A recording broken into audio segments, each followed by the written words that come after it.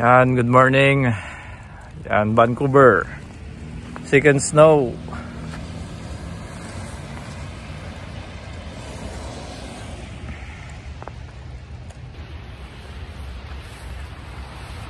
Yan, second snow sa Vancouver.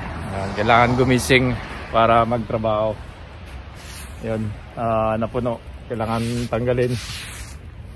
Yan, buti na lang may ganito yung sasakyan. So yan, natabunan. Tabunan na ng snow.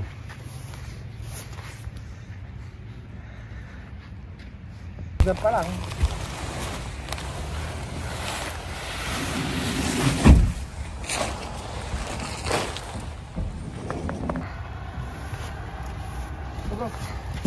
So, ano?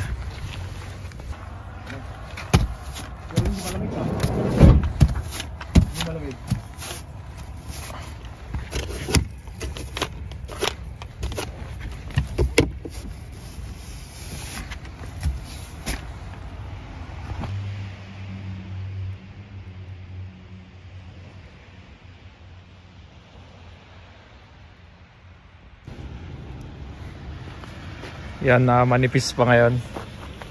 Yan, pag kumapal kailangan na dinisan dito, tapos lagyan ng asin. Vancouver.